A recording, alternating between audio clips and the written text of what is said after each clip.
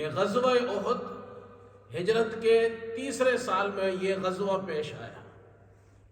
ہجرت کے دوسرے سال غزوہ بدر ہوا تھا، اور جنگ بدر میں مشرکین مکہ کو ذلت آمیز شکست ہوئی، اور ہر گھر کے اندر صف ماتم بچھی ہوئی تھی، اور انہوں نے یہ فیصلہ کیا کہ ابو سفیان جو شام سے تجارتی قافلہ لے کر مکہ پہنچا اور انہیں جو فائدہ ہوا، وہ سارا نفع اور فائدہ مسلمانوں کے خلاف جنگ میں خرچ کیا جائے گا۔ چنانچہ انہوں نے ایک فوج تیار کی جو 3000 نفوس پر مشتمل تھی،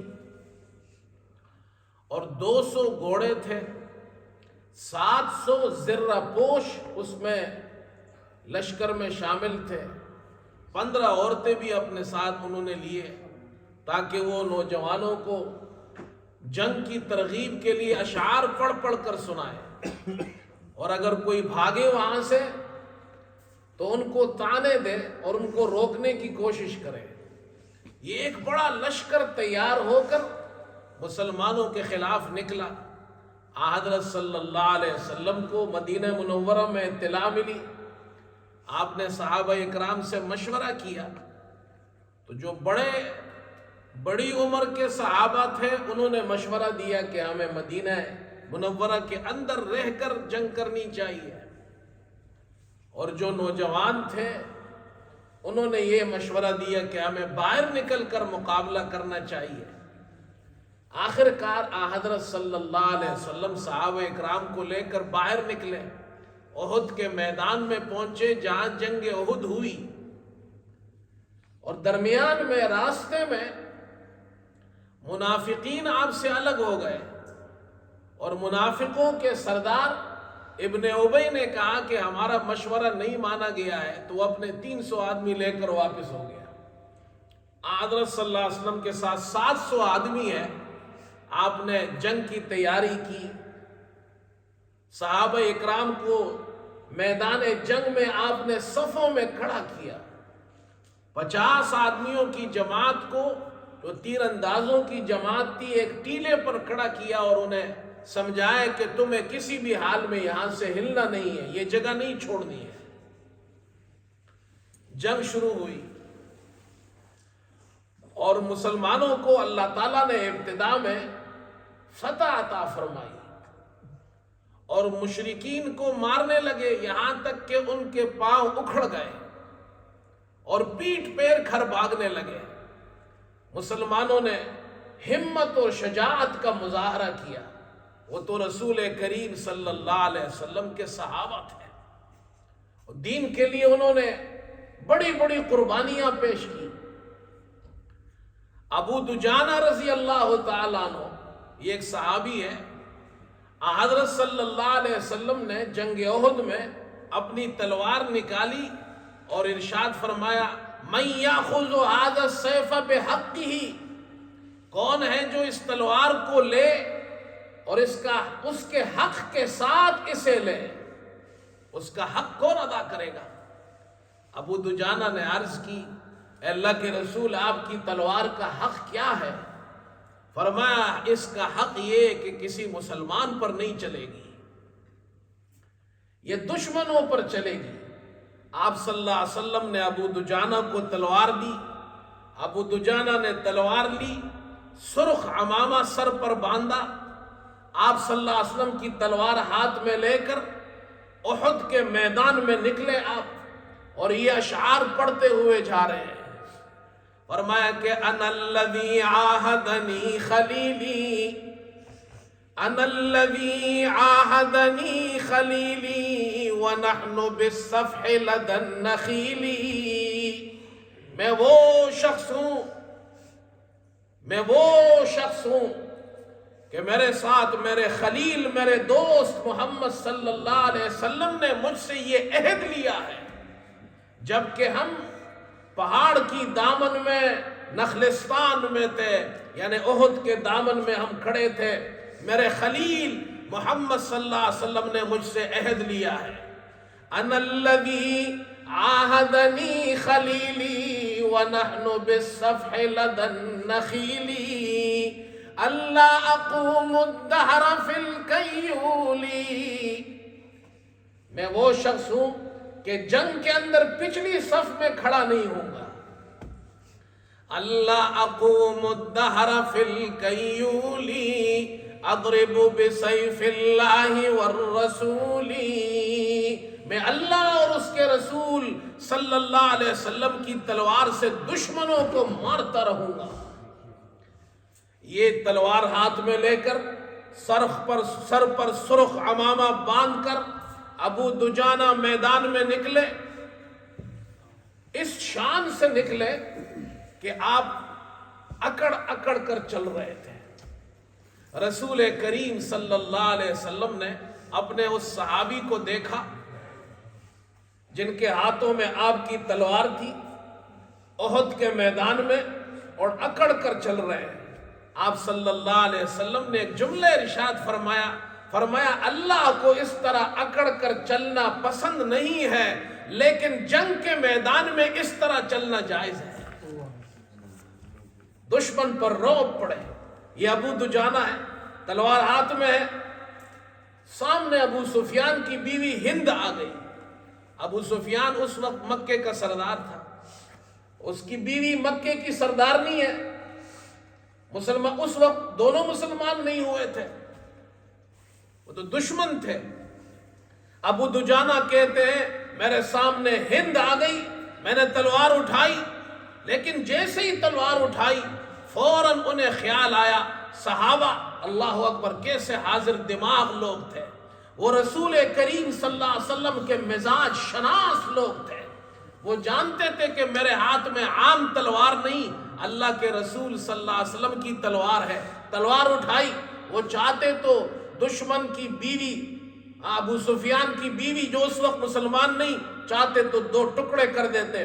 फरमाते मैंने तलवार रोक ली, सिर्फ इसलिए रोकी कि मोहम्मद सल्लल्लाहु अलैहि वसल्लम की तलवार किसी औरत पर नहीं चल सकती है। 1400 साल पहले जंग के मैदान में, ओहद के मैदान में हमारे नबी सल्लल्लाहु अलैहि वसल्लम का सहाबी औरत पर दुश्मन है। सिर्फ दुश्मन नहीं, दुश्मन सरदार की बीवी सरदारनी है, लेकिन उस पर भी तलवार नहीं चलाई।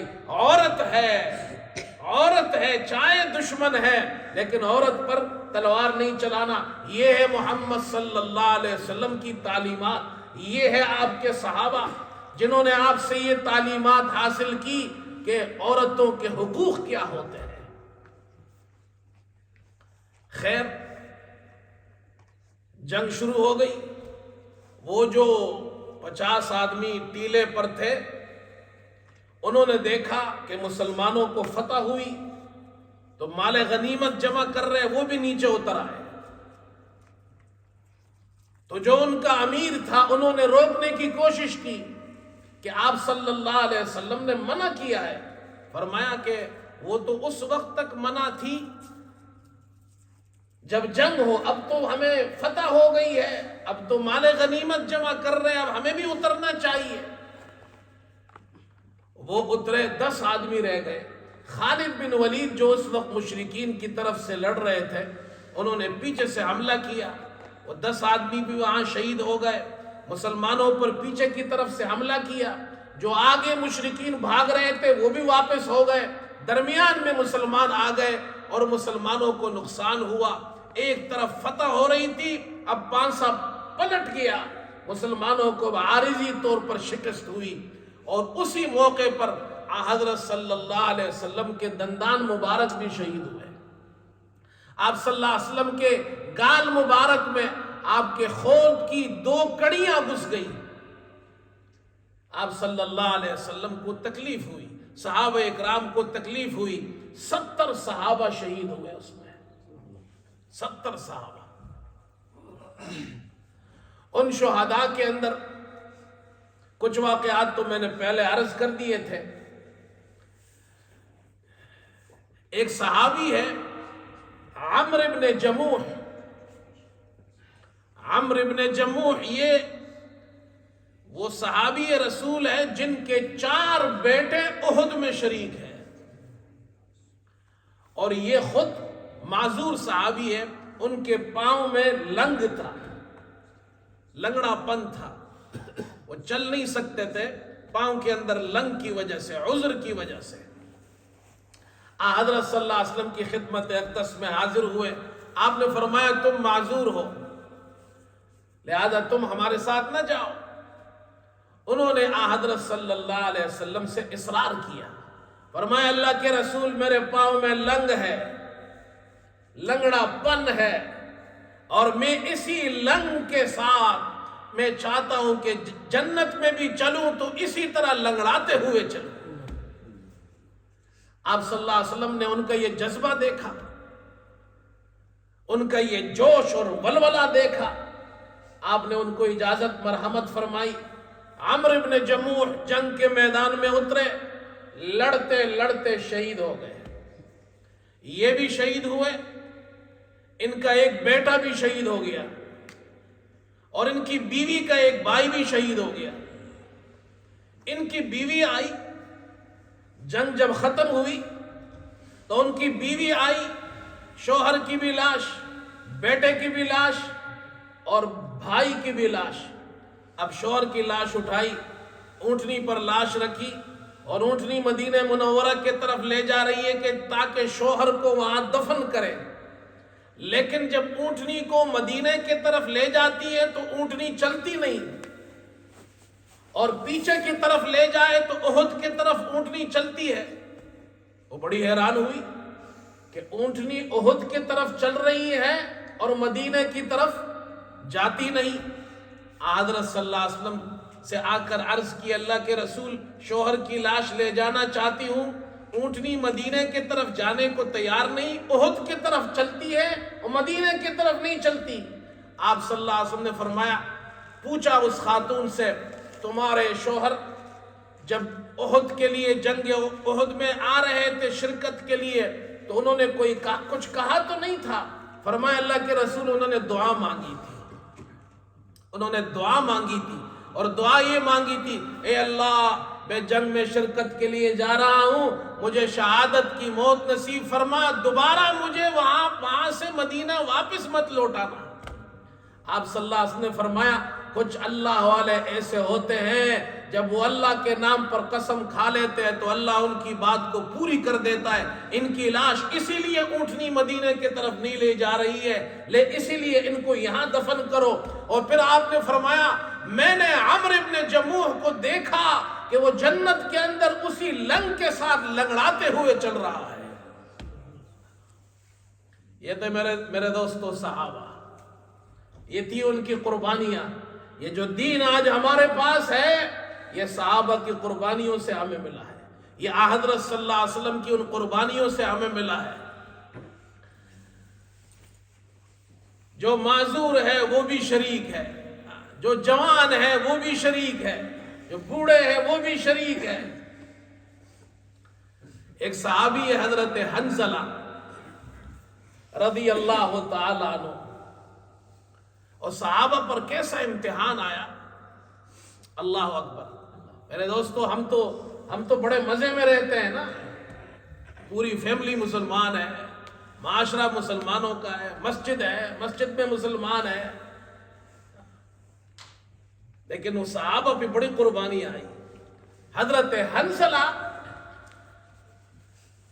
کے والد ان کا نام ابو عامر ہے، ابو عامر راہب کہتے تھے اسے۔ یہ مدینہ منورہ میں حضرت صلی اللہ علیہ وسلم کے دو بڑے دشمن تھے، ایک منافقوں کا سردار عبداللہ ابن ابی اور ایک ابو عامر۔ یہ ابو عامر راہب کے نام سے مشہور تھا، اور حضرت صلی اللہ علیہ وسلم جب مدینہ آئے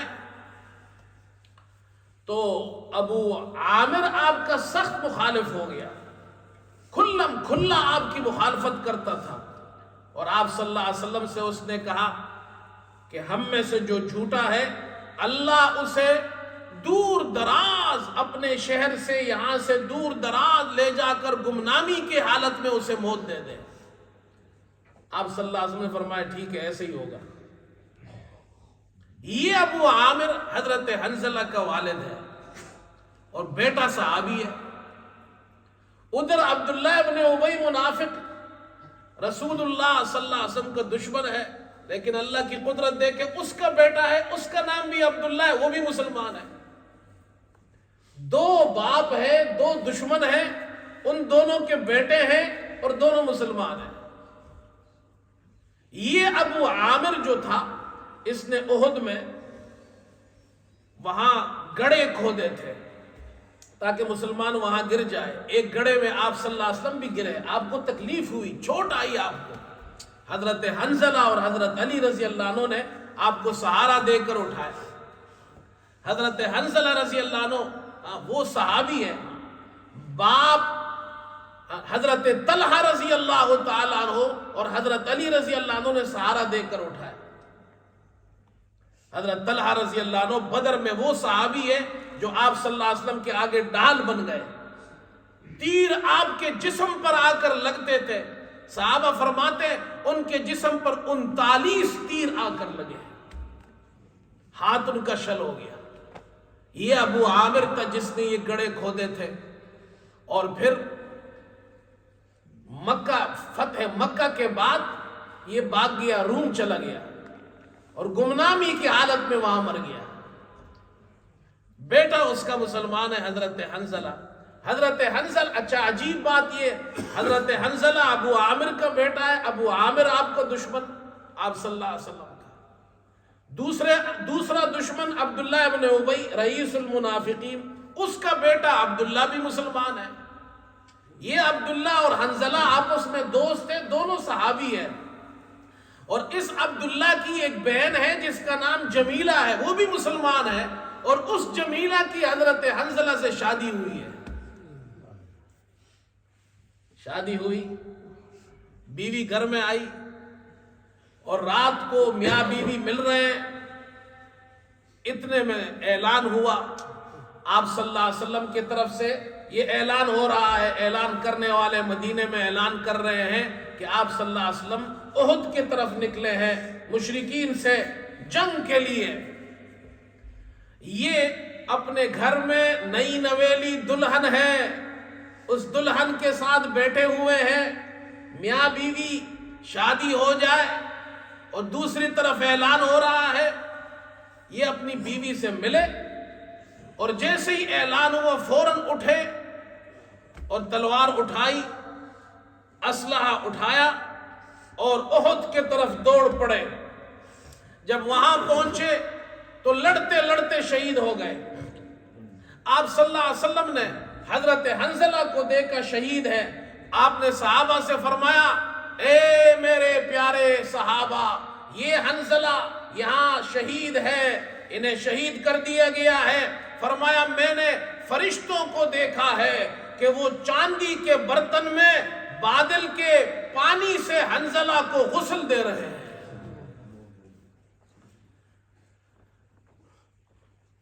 آپ صلی اللہ علیہ وسلم نے پوچھا حضرت حنزلہ کی بیوی سے معلوم کرو، اس لیے کہ شہید کو تو غسل نہیں دیا جاتا ہے، حنزلہ کو پھر فرشتوں نے کیوں غسل دیا؟ بیوی سے معلوم کیا. بیوی نے کہا کہ یہ مجھ سے ملے تھے اور ملنے کے بعد آپ صلی اللہ علیہ وسلم کی طرف سے جو اعلان ہو رہا تھا وہ اعلان سنا تو اتنی جلدی میں نکلے کہ غسل بھی نہیں کر سکے. آپ نے فرمایا اسی لیے اللہ نے فرشتوں کو بھیجا کہ جا کر حنزلہ کو غسل دو. صحابہ فرماتے ہم نے جا کر حضرت حنزلہ کو دیکھا تو حضرت حنزلہ کے بالوں سے پانی ٹپک رہا تھا، جس طرح غسل کرنے کے بعد بالوں سے پانی ٹپکتا ہے. اسی جنگ کے میدان میں حضرت صلی اللہ علیہ وسلم کے چچا حضرت حمزہ رضی اللہ عنہ بھی شہید ہوئے. حضرت حمزہ رضی اللہ عنہ کا واقعہ میں نے بیان کیا تھا اس وقت کہ وہ اسلام لائے. وہ شکار کے شوقین تھے، شکار کر کے مکہ پہنچے. کسی نے بتایا کہ ابو جہل نے تمہارے بھتیجے کو سخت الفاظ کہے ہیں. تو اسی حالت میں غصے سے مسجد حرام میں داخل ہوئے، خانہ کعبہ پہنچے ابو جال بیٹا ہے تو اپنی کمان اس کے سر پر ماری. کہا تم میرے بھتیجے کی مخالفت کرتے ہو؟ اور کہا کہ میں بھی اپنے بھتیجے کے دین پر ہوں. یہ کہہ کر وہ بھی مسلمان ہو گئے. حضرت صلی اللہ علیہ وسلم جب احد میں گئے تو آپ کے چچا حضرت حمزہ بھی احد کے اندر ہے. حضرت حمزہ رضی اللہ عنہ کے بارے میں آتا ہے بڑے بہادر تھے. محمد صلی اللہ علیہ وسلم کے چچا ہے, خاندان بھی اعلیٰ. آپ نے فرمایا میرا خاندان سب سے اعلیٰ خاندان ہے, سب سے زیادہ بہادر.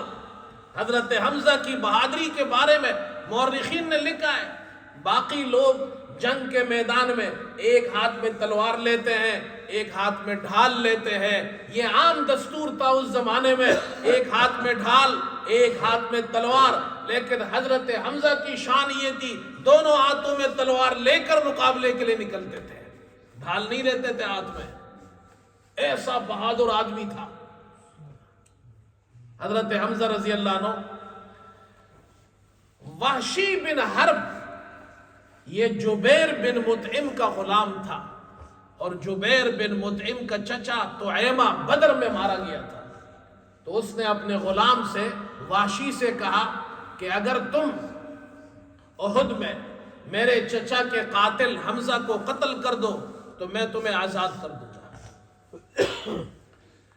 بعض حضرات یہ کہتے ہیں کہ وحشی جو ہے یہ ہند کا غلام تھا, اور ہند نے اسے کہا تھا کہ تم حمزہ کو قتل کرو تو تم آزاد ہو. لیکن محققین نے لکھا ہے کہ وحشی ہند کا غلام نہیں تھا, وحشی جبیر بن مطعم کا غلام تھا. اور جبیر نے کہا تھا میرے چچا کا بدلہ لو. تو وحشی ایک پتھر کے پیچھے چھپا ہوا تھا, نیزہ ہاتھ میں تھا. حضرت حمزہ رضی اللہ عنہ تلوار لے کر دشمنوں پر وار کر رہے ہیں.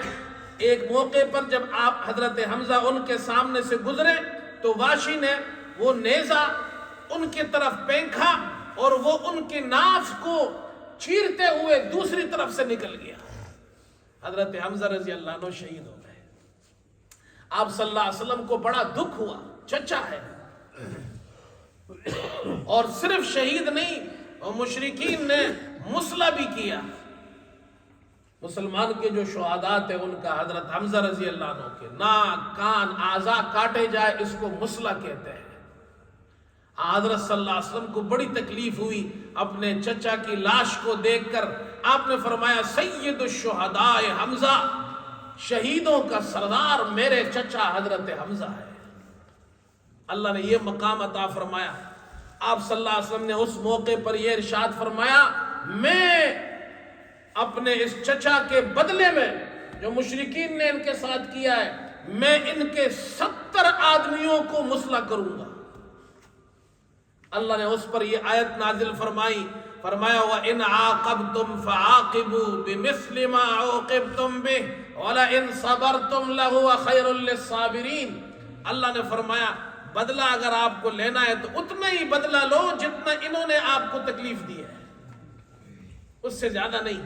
اور اگر آپ صبر کریں تو صبر کرنے والوں کے لیے صبر بہتر ہے.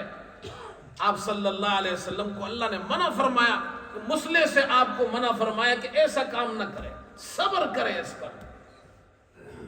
وحشی بن حرب نے حضرت صلی اللہ علیہ وسلم کے چچا کو شہید کیا. لیکن اسلام کیسا پیارا مذہب ہے,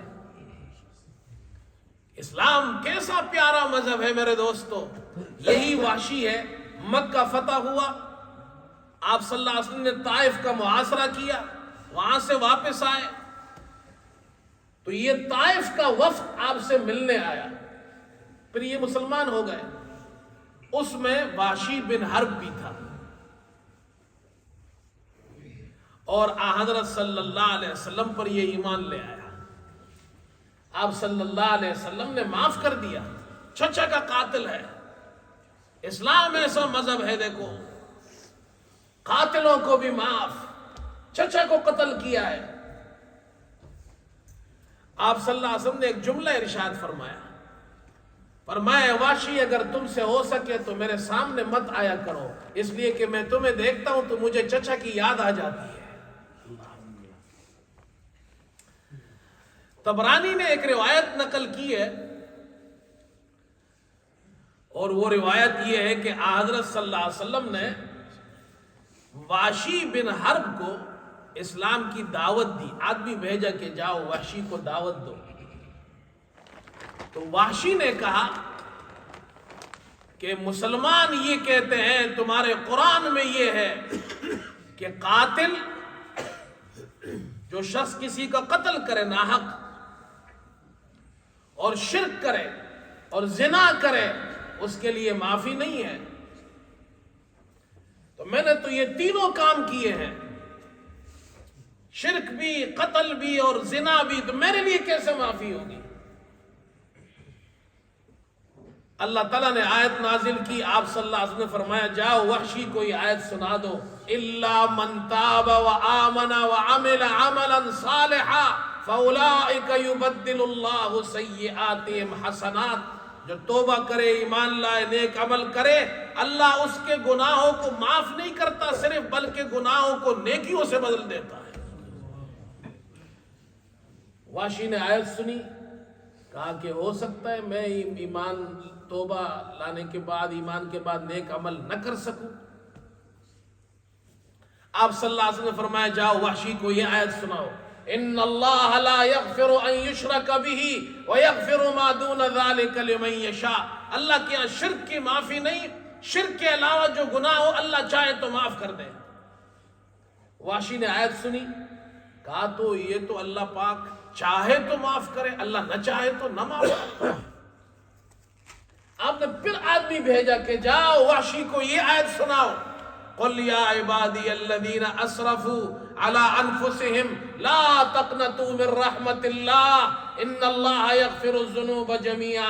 अल्लाह फरमाते हैं, ए मेरे बंदो, हमारे बंदों से कह दो, ए मेरे बंदो जिन्होंने गुनाह करके अपने आप पर जुल्म किया है, अल्लाह की रहमत से ना उम्मीद ना हो, अल्लाह सारे गुनाहों को माफ कर देगा। वाशी ने आयत सुनी, का नाम, हाँ, फिर कलमा पड़ा, मुसलमान हो गए। अबू बकर सिद्दीक रज़ी अल्लाह अन्हु के ज़माने में जंग यमामा हुई।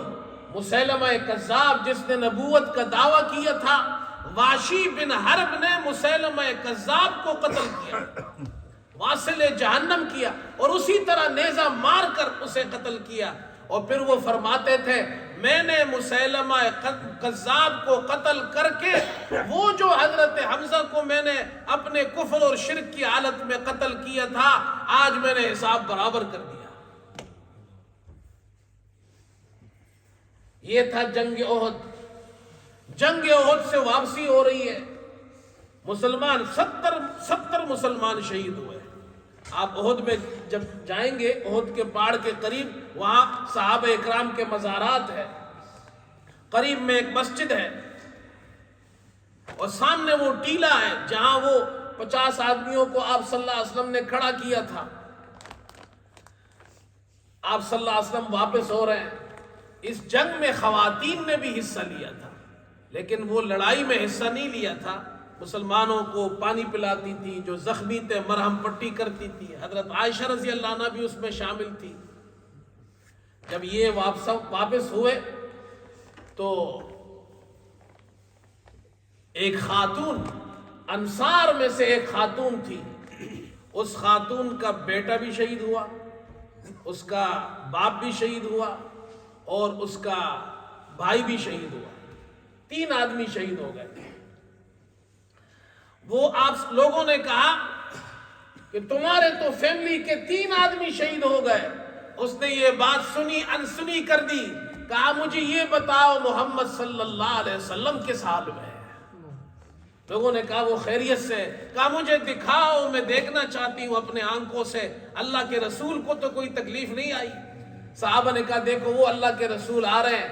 उस खातून ने अल्लाह के रसूल सल्लल्लाहु अलैहि वसल्लम को देखा, खैर आफियत से है, घर के 3 अफराद शहीद हो गए हैं। हुजूर सल्लल्लाहु अलैहि वसल्लम को देखा कि आप खैरियत से हैं, तो उसने एक जुमला कहा, फरमाया कुल्लु मुसीबतिन बादका जलल। ए अल्लाह के रसूल, आप सल्लल्लाहु अलैहि वसल्लम के बाद हर मुसीबत अब मुझे मेरे लिए बर्दाश्त करना आसान है। आप जिंदा रहे। ये तो सहाबा का इश्क था, صحابہ کی محبت تھی، مردوں کی بھی، عورتوں کی بھی، بچوں کی بھی، بوڑھوں کی بھی، یہ ان کی قربانیاں تھی میرے دوستو۔ انہی قربانیوں سے، ان کے طفیل یہ دین اللہ نے ہمیں بھیجا ہے، ہم تک پہنچا ہے یہ دین۔ ان صحابہ کے ذریعے قرآن ہم تک پہنچا، حدیث ہم تک پہنچا، ان کی قربانیوں سے۔ اسی لیے میں ہمیشہ کہتا ہوں کہ بھائی صحابہ اکرام کی سیرت پڑھو، حضور صلی اللہ علیہ وسلم کی سیرت پڑھو۔ یہ سلسلہ بھی ہم نے اسی لیے شروع کیا ہے کہ ہم مسلمانوں کو معلوم ہو کہ ہماری تاریخ کیا ہے۔ آج ہم دنیا جہاں کی باتیں ہمیں معلوم ہوتی ہے، ہمیں اپنی تاریخ نہیں معلوم، ہمیں اپنے ہیروز نہیں معلوم۔ آج مسلمانوں سے پوچھو، ہمارے بچوں سے پوچھو، نوجوانوں سے پوچھو تمہارا ہیرو کیا ہے، کہتے جی فٹ بالر، کوئی فٹ بالر ہیرو ہے، کوئی کرکٹر ہیرو ہے، کسی کا کوئی جناب سنگر ہیرو ہے، کوئی کہ جناب کیا ہے فلمی ہیروز ہے، گانے والے ہیروز ہے۔